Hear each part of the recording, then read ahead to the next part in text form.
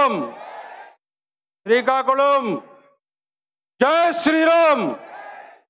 ఆంధ్రప్రదేశ్ జై శ్రీరామ్. జై శ్రీరామ్. ఈ 3 అక్షరాల నినాదం 130 కోట్ల మంది భారతీయులను ఇళ్లలో నుంచి, గుళ్లలో నుంచి, గుడిసెల్లో నుంచి, సముద్ర తీరం నుంచి, అడవుల్లో నుంచి, దారుల్లో నుంచి, డొంకల్లో నుంచి కదిలించి బయటికి రప్పించి ఆస్తులు పిల్లల పేర రాయించి అయోధ్యకు పోతున్నాం, పోతే పోతాం, చస్తే చస్తాం, అయోధ్యలో రామాలయం నిర్మించి తీరతామని ప్రతిజ్ఞ చేసిన హైందవ జాతి సంతానం మీరు. అవునా కాదా? అవునా కాదా? జై శ్రీరామ్. కట్టుకున్నావా లేదా? కట్టుకున్నావా లేదా? చెప్పరా? ఆకలే? తినలా? నిద్రస్తుందా? చలిబుడుతుందా? ఉడుకు పుట్ల? వేడెక్కలా? మధ్యాహ్నం ఎండజాల్లా? ఎందుకు ఊరికే అలా తిరుగుతున్నారంటే మహాభారత యుద్ధం అయిపోయిన తర్వాత పాండవులు కృష్ణుడు నడిచిపోతూ ఉంటే అందరూ నవ్వుకుంటున్నారంట. ఆహా, నా వల్లే యుద్ధం, నేనే గెలిచానని అర్జునుడు భీముడు నవ్వుకుంటూ ఉంటే అప్పుడు కొండ మీద ఉండే ఒక తల మాట్లాడిందంట, మీరేమి యుద్ధం చేశారయా అని. నువ్వెవరు అని అడిగారు. నేను ఘటోత్కచుడి కొడుకుడిని, బర్బరీకుడిని. నేను యుద్ధానికి ముందే కృష్ణ పరమాత్ముడు సుదర్శనంతో తీసేశాడు, కానీ వీరుణ్ణి కాబట్టి యుద్ధం చూడాలనుకున్నాను, యుద్ధం అయ్యేదాకా బతికించమన్నాను, ఈ కొండ మీద పెట్టాడు, యుద్ధం చూశాను అన్నట్ట. మరి ఏం చూసావయ్యా అన్నట్ట. పాండవులు యుద్ధం చేయలేదు, కౌరవులు యుద్ధం చేయలేదు, కేవలము ఈ 18 రోజులు 18 అక్షౌహిణుల మీద కేవలము విష్ణుమూర్తి శ్రీకృష్ణ పరమాత్ముడి సుదర్శన చక్రం మాత్రమే తిరుగుతూ ఉండింది అని చెప్పెట్ట. ఈ వేదిక మీద కూర్చుని చూస్తూ ఉంటే, కదులుతూ ఉంటే, నడుస్తూ ఉంటే, తిరుగుతూ ఉంటే ఈ హిందూ సమాజమే పరమాత్ముడి యొక్క, కృష్ణుడి యొక్క సుదర్శన చక్రం అయ్యి ధర్మరక్షణ కోసం సుదర్శన చక్రం తిరుగుతున్నట్టుగా కనబడుతూ ఉన్నది మాకు. అవునా కాదా? అవునా కాదా? జై శ్రీరామ్. నిన్న మధ్యాహ్నం బయలుదేరి వెంకటగిరి కోట నుంచి, కుప్పం నుంచి, బొబ్బిల్ నుంచి, ఇచ్చాపురం నుంచి మధ్యాహ్నం సర్ది కట్టుకుని సాయంత్రం బస్సు ఎక్కి రాత్రి చలిలో ఉండి ఆ స్కూలు బస్సుల్లో వస్తుంటే ఆ స్కూలు బస్సులు అక్కడ పక్కన కూర్చుని ఏముంటున్నాయి తెలుసా? మాకెందుకయా ఈ బాధ, పొద్దునేదో పిల్లల్ని ఎక్కించుకొని స్కూలుకు పోతివి, సాయంత్రం ఇంటికి పోతివి, రోజు 10 కిలోమీటర్లు తిరిగే వాళ్ళమి, 1000 కిలోమీటర్లు తిప్పితిరి అని అనుకుంటూ ఉంటే పక్క బస్సు చెప్పిందంట, ఒసే పిచ్చి బస్సు, రోజు మనం గుడి మంది నుంచే పోతున్నాము, బడి బాగుంది కానీ గుడి బాగుందా అన్నట్ట. కాబట్టి బడి గురించి కాదే, ఒక్కరోజు గుడి గురించి కూడా పోయిద్దామని ఆదివారం సెలవు కదా అని అన్నీ కేసరపల్లికి వచ్చాయి. అవునా కాదా? అవునా? విన్నారా? వీళ్ళు ఎందుకు నడుస్తున్నారు? వాళ్ళ వానకం చూస్తుంటే పార దొరికితే ఇక్కడ కూడా దొరికితే ఏదైనా దేవాలయం పడుతుందా అని పోతున్నారు వాళ్ళు. ఎక్కడ పడితే అక్కడ దేవాలయాలు దొరుకుతున్నాయని ఇక్కడ కూడా దేవాలయం దొరుకుతుంది అని ఎత్తుక్కుంటూ పోతున్నట్టుంది వాళ్ళు, పిచ్చోళ్ళు. అవునా? కూర్చోవచ్చుగా, కూర్చోలేరా? ఓపిక లేదా? అయోధ్య కరసేవకు పోతుంటే దారి లేకపోతే, డొంక లేకపోతే, రోడ్డు తవ్వేస్తే, రైలు రద్దు చేస్తే అడవుల్లో పడి, గడ్డల్లో పడి, గుట్టల్లో పడి అయోధ్యకు పోయి కరసేవ చేసిన హిందూ జాతికి సంబంధించిన వాడి అరగంట సేపు కుర్చీలో కుదురుగ్గా కూర్చోలేవా? కూర్చోలేవా? ఆ వెనక కుర్చీలు ఖాళీ అయినాయి. ఏమయ్యంటే ఆ పక్కనే అన్నం పెడుతున్నారయ్యా, భోజనము సాంబారు వాసన వచ్చింది, మేం చేయగలిగింది లేదు, లేచిపోయామని చెప్పారట. అవునా కాదా? దేవాదాయ శాఖని రద్దు చేయాలనేటువంటిది మన ప్రధానమైనటువంటి అంశం. ఎందుకని మన దేవాలయం మనం కట్టుకున్నాం, కృష్ణదేవరాయలు కట్టించారు, కాకతీయులు కట్టించారు, చోళులు కట్టించారు, పాండవులు చోడులు కట్టించారు, పల్లవులు కట్టించారు, ఎంతోమంది జమీందారులు కట్టించారు. మీ ఊళ్ళో మా ఊళ్ళో మనమే కట్టుకుంటువి. ఈ దేవాలయంతో ఏమాత్రం సంబంధం లేని వాళ్ళు, అవగాహన లేని వాళ్ళు నేరుగా వచ్చి ఇట్లాంటి కౌంటర్ పెట్టి టిక్కెట్ పెట్టి మొదటి ఆటకింత, రెండో ఆటకింత, రాత్రి 1 గంటకింత అని సినిమాలకు కూడా రేట్లు పెట్టి టిక్కెట్లు అమ్ముకున్నట్టుగా దేవాలయ కౌంటర్లో టిక్కెట్లు అమ్ముకుంటూ ఉంటే ఒళ్ళు మండిందా లేదా? మండిందా లేదా? మండిందా లేదా? కేవలం నెల రోజుల క్రితమే విశ్వ హిందూ పరిషత్ వాళ్ళు ఒకే ఒక్క కరపత్రం ముఖ్యమంత్రికి ఇచ్చిందదే, మంత్రులకు ఇచ్చిందదే, మీకు ఇచ్చిందదే, దేవాదాయ శాఖలకు సంబంధించిన కరపత్రం తప్ప ఇంకేమైనా వేశారా? ఇంకేమైనా ఉందా? ఇంకేమైనా చెప్పారా? ఆ ఒక్కటే కదా చెప్పారు. ఆ ఒక్కటే చదివిన తర్వాత నాకు అనిపించిందో తెలుసా?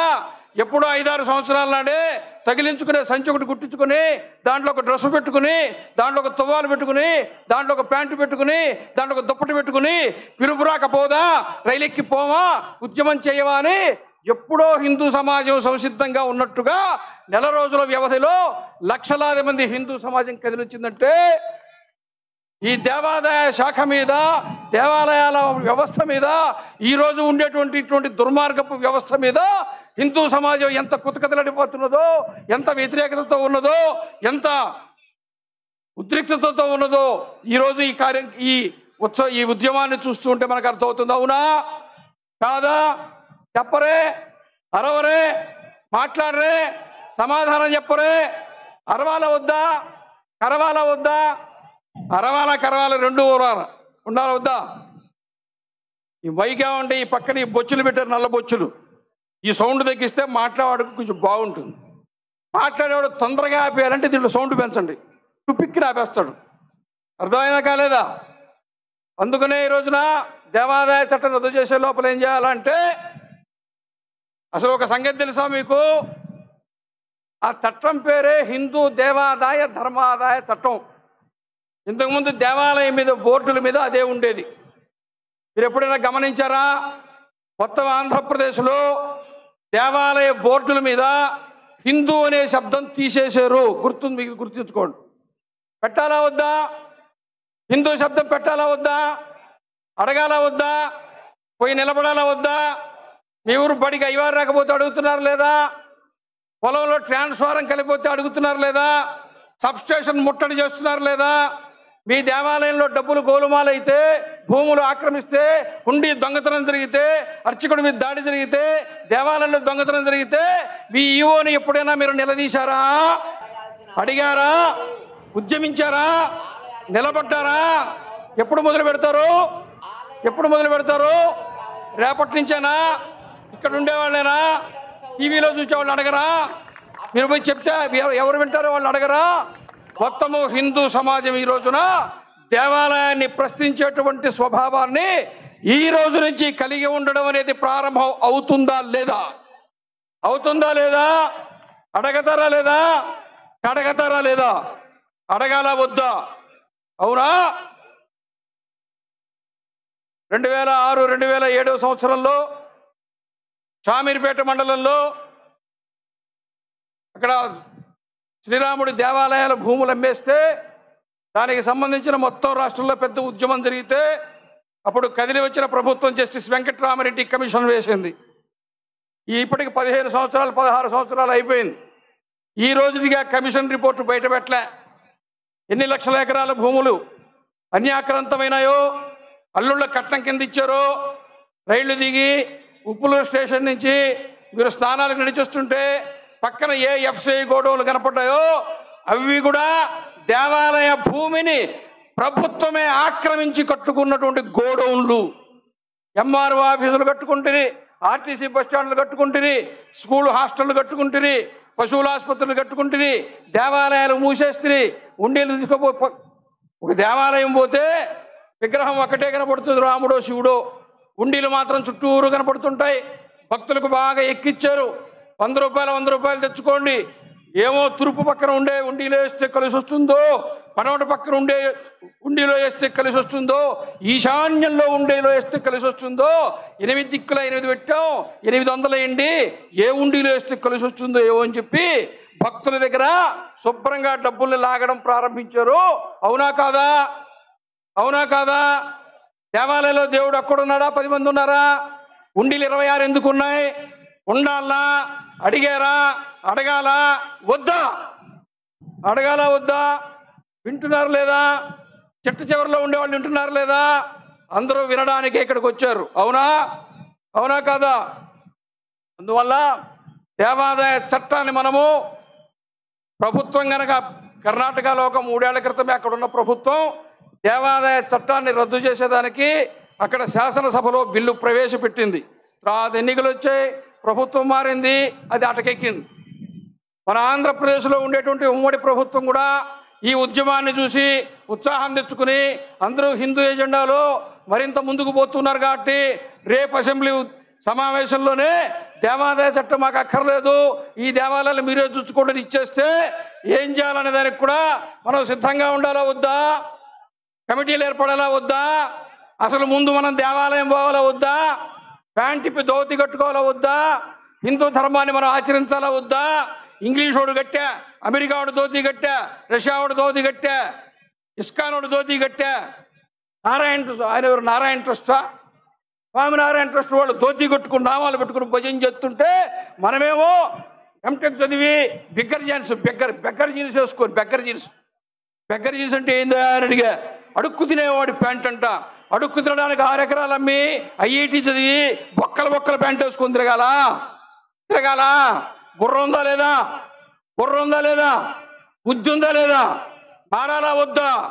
ఎవరు దేవాలయానికి పోరో వాళ్ళకి ఇట్లాంటి లక్షణాలు వస్తాయి, ఎవరు దేవాలయానికి పోతారో వాళ్ళకి ఇక్కడికి రావాలని లక్షణాలు వస్తాయి. రావాలా వద్దా? ఆంధ్రప్రదేశ్, మనం ఆంధ్రులం. శ్రీకాకుళం ఆంధ్ర మహావిష్ణువు దేవాలయం మనకుంది. ఆంధ్ర భోజుడు శ్రీకృష్ణదేవరాయలు అక్కడ కూర్చునే ఆముక్తమాల్యద అనే కావ్యాన్ని రాశాడు. అవునా కాదా? చదివేరా? విన్నారా?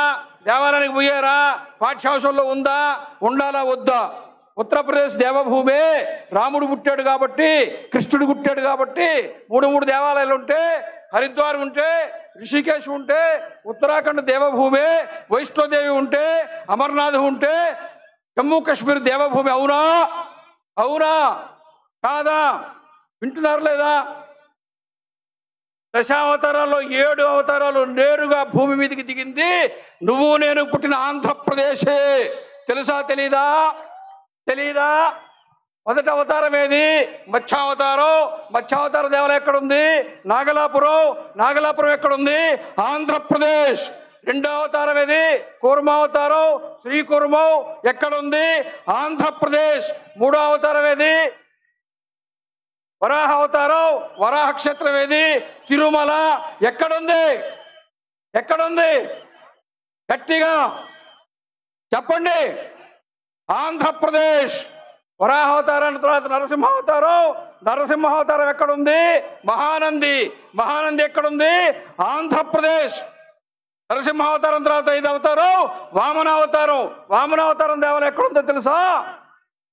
పరుచూరు మండలంలో, ప్రకాశం జిల్లాలో, చెరుకూరు గ్రామంలో త్రివిక్రమ వామన స్వామివారి దేవాలయం ప్రకాశం జిల్లాలో ఉంది. వామన స్వామి అవతారం దేవాలయం ఎక్కడుంది? ఆంధ్రప్రదేశ్. అవునా కాదా? విన్నారా లేదా? శబ్దం రావట్లా? అరవరా? మొత్తం చివరిలో ఒకేసారి అరుస్తారా? కదలొద్దా? వామనావతారం తర్వాత పరశురామావతారం దేవాలయము. పరశురాముడు మహేంద్ర పర్వతం మీద ఉంటాడు. మహేంద్ర పర్వతం శ్రీకాకుళం ఒరిస్సా సరిహద్దులో ఉంది. శ్రీకాకుళం జిల్లాలో ఉండే మహేంద్రతనయ పర్వతం మీదే పరశురాముడు ఉంటాడు. కాబట్టి పరశురామావతారం ఎక్కడుంది? ఆంధ్రప్రదేశ్. రాముడు ఉత్తరప్రదేశ్, బలరాముడు ఉత్తరప్రదేశ్, కృష్ణుడు ఉత్తరప్రదేశ్. అఖిలాండ కోటి బ్రహ్మాండ నాయకుడు, కలియుగ ప్రత్యక్ష దైవం సాక్షాత్తు వెంకటేశ్వర స్వామి తిరుమలలో ఉన్నాడా లేడా? తిరుమల ఎక్కడుంది?